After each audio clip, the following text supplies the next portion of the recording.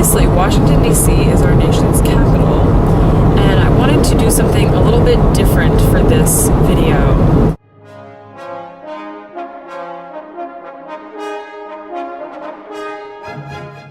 One thing that I've noticed throughout the chain of knowledge is that our words and our questions can connect people who don't necessarily know each other.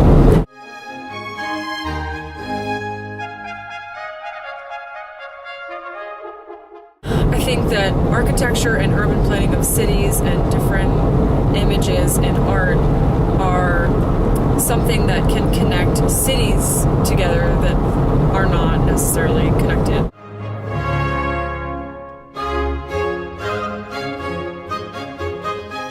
So I selected some monuments from Washington, D.C. and some pictures that I took from my experiences abroad, and just to show how similar we really are to other places in the world.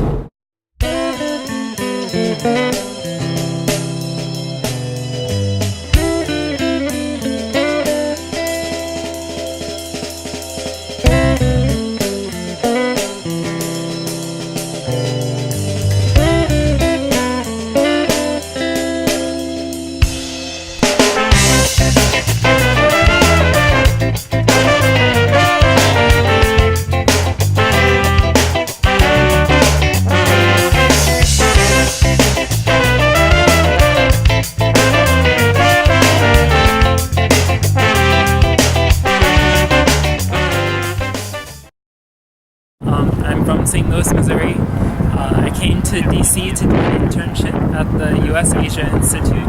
Chicago, Illinois. I'm here for the National Alzheimer's Awareness Conference. Hi, I'm Chris Ryder. We're from Cleveland, Ohio. I live in Brooklyn, New York. I'm Yolanda Thompson-Pinson, and I'm here visiting my best friend. Hi, I'm Stacey Evans-Brown. I'm from Vancouver in Canada, and I'm 66 years old, never been to Washington, D.C. And right now we're completing a perimeter ride around the United States. Don't just watch it on the TV.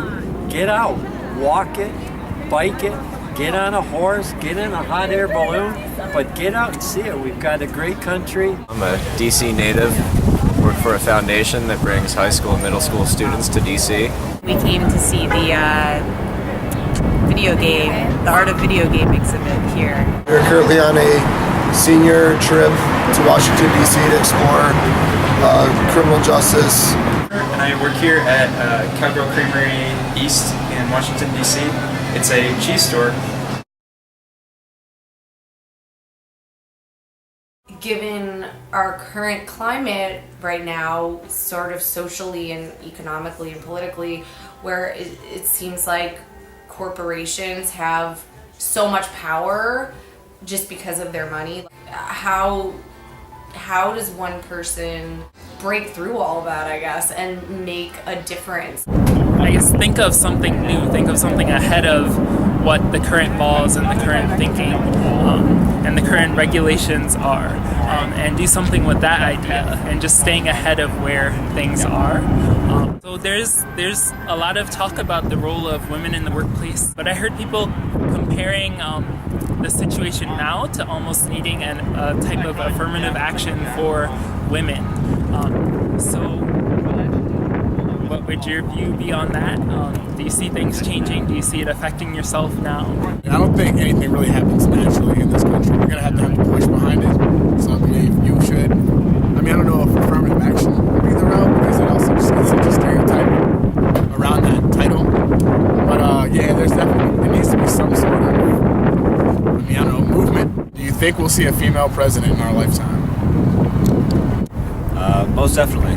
Absolutely. I think it's a matter of time, placement, and many countless variables all coming into alignment. It has to do with the people of this country being a little more open-minded. Will the American prison system ever be able to demolish itself so that we can incarcerate people for the right reasons that deserve to be incarcerated, and not good people that get incarcerated for no reason whatsoever? They need to investigate more into the crime scene, and instead of just arresting the innocent person. They need to do a little bit more investigating. Predisposition to racism affects the justice system a bit. I think it would be beneficial for our country if people just would, be a bit more equal, think of themselves as people and not as a color. As a race. So how can the District of Columbia redistribute their tax dollars to include road improvements in the area? For me, because I've always come from a sort of quasi-socialist country, that's the whole point of taxation, is to even things out for folks who can't make their own way. Do you think that that the money expended on this mall is going to be in the public's interest? Absolutely, it's in the best interest. This is our nation's capital. This is the showplace. This is many people's first impression of America. It's iconic. There's other places, where maybe we could cut back on expenses, but this is our nation's capital, and I think it's well worth the money spent. Do you believe that we should be putting more money in our cities into making them more bike-friendly and pedestrian-friendly so that everybody can get outdoors and get fit and enjoy the beauty of their city and nature? Sure, I mean, DC is a really accessible city for bicycles. They've been building new bicycle lanes everywhere. I think it's important to find alternative modes of transportation, particularly considering the traffic problems. What do you think the role of students are in our government? They don't really have a role in the government system. Yeah. In my opinion, I was a student in America my whole life, and I had no part in the government. Right. I don't really feel like they can make any decisions that would affect anything quite yet, so until they're old enough to vote, I'm not really quite sure. How has the development of video games affected our society as a whole? How people interact with each other? It's kind of made violence more normal. You get more killing games and then the fighting, like Grand Theft Auto type thing.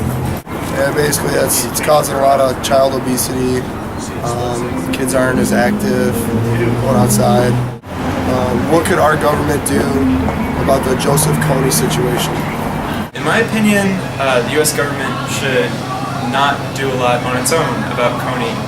Kony is an international actor and a terrorist, as far as I'm considering that, but I think if we pursued him like we do other insurgents and terrorists, it would probably involve predator drone strikes in the middle of Africa, and I'm not too comfortable with that. Over a quarter of the population of the United States is below basic reading proficiency, and that worries me quite a bit. What do we as the next generation of people who are going to be making decisions about these things do about literacy?